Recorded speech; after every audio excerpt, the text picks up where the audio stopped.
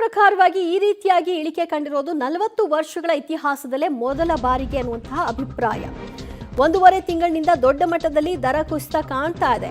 ಆದರೆ ಈ ಪರಿಪ್ರಮಾಣದಲ್ಲಿ ಏಕಕಾಲಕ್ಕೆ ಕುಸಿತ ಕಂಡಿರೋದು ಇದೇ ಮೊದಲ ಬಾರಿ ಅಂತ ಪಬ್ಲಿಕ್ ಟಿವಿಗೆ ಹೂಡಿಕೆ ತಜ್ಞ ರುದ್ರಮೂರ್ತಿ ಅವರು ಮಾತನಾಡ್ತಾ ಹೇಳಿದ್ರು.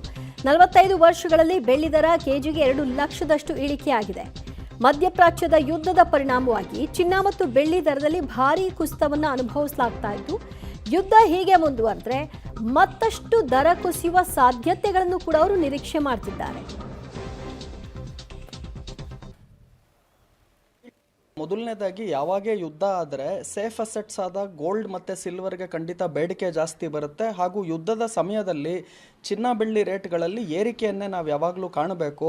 ಆದರೆ ಪ್ರಪ್ರಥಮ ಬಾರಿಗೆ ಇವಾಗ ಏನಾಗ್ತಾ ಇದೆ ಅಂದರೆ ಡಾಲರ್ ಬೆಲೆಗಳಲ್ಲಿ ಇಡೀ ವಿಶ್ವದಲ್ಲಿ ಏರಿಕೆಯನ್ನು ಕಾಣ್ತಾ ಇದ್ದೀವಿ. ಹಾಗೂ ಇಂಟ್ರೆಸ್ಟ್ ರೇಟ್ ಅಥವಾ ಬಡ್ಡಿ ದರದಲ್ಲೂ ಕೂಡ ಏರಿಕೆಯನ್ನು ಕಾಣ್ತಾ ಇದ್ದೀವಿ.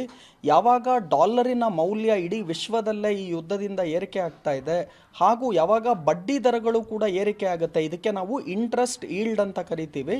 ಇಂಟ್ರೆಸ್ಟ್ ಈಲ್ಡ್ ಏರಿಕೆ ಹಾಗೂ ಡಾಲರಿನ ಮೌಲ್ಯ ಎಲ್ಲ ಕರೆನ್ಸಿ ಎದುರು ಏರಿಕೆ ಆಗ್ತಿರೋದ್ರಿಂದ ಈ ಥರ ಚಿನ್ನ ಬೆಳ್ಳಿ ದರಗಳಲ್ಲಿ ಇಳಿಕೆಯನ್ನು ಕಾಣ್ತಾ ಇದ್ದೀವಿ. ಹಾಗೂ ಮುಂಚೆ ಏನು ಕಳೆದ ವರ್ಷದಲ್ಲಿ ಚಿನ್ನ ಬೆಳ್ಳಿಯಲ್ಲಿ ಭಾರಿ ಪ್ರಮಾಣದ ಏರಿಕೆಯನ್ನು ತಾವು ಕಂಡಿದ್ರಿ, ಆ ಸಮಯದಲ್ಲಿ ಏನಾಗ್ತಿತ್ತು ಅಂದರೆ ಅನೇಕ ದೇಶದ ಸೆಂಟ್ರಲ್ ಬ್ಯಾಂಕ್ಗಳೇ ಚಿನ್ನ ಬೆಳ್ಳಿಯನ್ನು ಖರೀದಿ ಮಾಡ್ತಾ ಇದ್ರು. ಈಗ ಯುದ್ಧದ ಸಮಯದಲ್ಲಿ ಅವ್ರಿಗೆ ವಾರ್ ಎಕ್ಸ್ಪೆಂಡಿಚರ್ಸ್ಗಾಗಿರ್ಬೋದು ಹಾಗೂ ಎಕನಾಮಿಕ್ ಕ್ರೈಸಿಸನ್ನು ಸರಿತೂಗಿಸೋಕ್ಕೋಸ್ಕರನೂ ಕೂಡ ಅನೇಕ ಸೆಂಟ್ರಲ್ ಬ್ಯಾಂಕ್ಗಳು ಇವಾಗ ಚಿನ್ನವನ್ನು ಬೆಳ್ಳಿಯನ್ನು ಮಾರ್ತಾ ಇದ್ದಾರೆ. ಯಾಕಂದರೆ ಅವ್ರಿಗೆ ಇಂತಹ ವಾರ್ ಸಮಯದಲ್ಲಿ ಖಂಡಿತ ಫಂಡ್ಸ್ ಬೇಕಾಗುತ್ತೆ. ಹಾಗಾಗಿ ಈ ಥರ ಚಿನ್ನ ಬೆಳ್ಳಿಯಲ್ಲಿ ಇಳಿಕೆಯನ್ನು ನಾವು ಕಾಣ್ತಾ ಇದ್ದೀವಿ.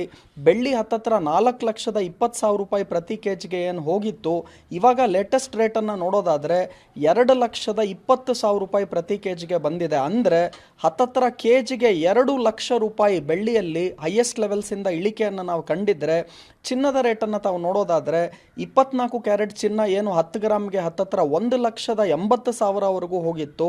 ಇವಾಗ ಅದು 1,40,000 ರೂಪಾಯಿಗೂ ಕೆಳಗಡೆ ಟ್ರೇಡ್ ಆಗ್ತಾ ಇದೆ. ಅಂದರೆ ಗ್ರಾಮ್ಗೆ ಹತ್ತತ್ರ 4,000 ರೂಪಾಯಿ ನಾವು ಇಳಿಕೆಯನ್ನು ಕಾಣ್ತಾ ಇದ್ದೀವಿ. ಹಾಗೂ 22 ಕ್ಯಾರೆಟ್ ಆಭರಣ ಚಿನ್ನವನ್ನು ನೋಡೋದಾದರೆ ಅದು ಪ್ರತಿ ಗ್ರಾಮ್ಗೆ ಇವಾಗ 12,800 12,850 ಹತ್ತತ್ರ ಟ್ರೇಡ್ ಆಗ್ತಾ ಇದೆ. ಹಾಗೂ ಮುಖ್ಯವಾಗಿ ಟ್ರಂಪ್ ಏನು 48ಗಳ ಕಾಲ ಒಳಗಡೆ ಇರಾನ್ ಏನಾನ ಈ ಸ್ಟ್ರೈಟ್ ಆಫ್ ಹಾರ್ಮೋಸನ್ನು ಓಪನ್ ಮಾಡಲಿಲ್ಲ ಅಂದರೆ ಅವರು ಪ್ರತಿಯಾದಂತಹ ದಾಳಿಯನ್ನು ನಮ್ಮಿಂದ ಇನ್ನೂ ಹೆಚ್ಚಿಗೆ ನಾವು ಮಾಡ್ತೀವಿ. ಹಾಗೂ ಎಸ್ಪೆಷಲಿ ಅವರ ಇನ್ಫ್ರಾಸ್ಟ್ರಕ್ಚರ್, ಎನರ್ಜಿ ಇನ್ಫ್ರಾಸ್ಟ್ರಕ್ಚರ್ಸ್ಗಳಾಗಿರ್ಬೋದು, ಆಯಿಲ್ ಮೇಲೆ ನಾವು ಅವರಲ್ಲಿರುವಂತಹ ಆಯಿಲ್ ಫೀಲ್ಡ್ಸ್ಗಳ ಮೇಲೆ ದಾಳಿ ಮಾಡ್ತೀವಿ ಅಂತಿರ್ಬೋದು. ಈ ಥರ ಏನೇ ಧಮಕಿ ಟ್ರಂಪ್ ಕೊಟ್ಟರೂ ಕೂಡ ಇರಾನ್ ಇದಕ್ಕೆ ಯಾವುದೇ ಕೇರ್ ಮಾಡ್ದೇನೆ ಅವರು ಅವರ ಅಟ್ಯಾಕನ್ನು ಇಸ್ರೇಲ್ ಮೇಲೆ ಮುಂದುವರಿಸಿದ್ದಾರೆ, ಗಲ್ಫ್ ರಾಷ್ಟ್ರಗಳ ಮೇಲೆ ಮುಂದುವರಿಸಿದ್ದಾರೆ.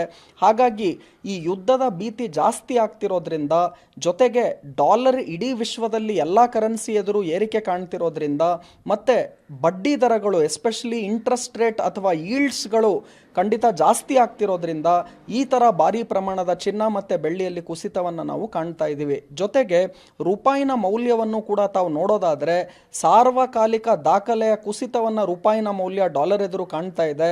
ಇವಾಗ ಪ್ರತಿ ಡಾಲರ್ಗೆ ಹತ್ತತ್ರ 94 ರೂಪಾಯಿವರೆಗೂ ಕೂಡ ಬಂದಿದೆ. ಹಾಗೂ ಕೇವಲ ಮಾರ್ಚ್ ಒಂದೇ ಒಂದು ತಿಂಗಳಲ್ಲಿ ಹತ್ತತ್ರ 2.5 ರೂಪಾಯಿಂದ 3 ರೂಪಾಯಿ ರೂಪಾಯಿನ ಮೌಲ್ಯ ಡಾಲರ್ ಎದುರು ಕುಸಿತವನ್ನು ಕಾಣ್ತಾ ಇದೆ. ಇದು ಕೂಡ ಸಾರ್ವಕಾಲಿಕ ದಾಖಲೆಯ ಕುಸಿತ ರೂಪಾಯಿನ ಮೌಲ್ಯ ಡಾಲರ್ ಎದುರು ಕಾಣ್ತಾ ಇದೆ.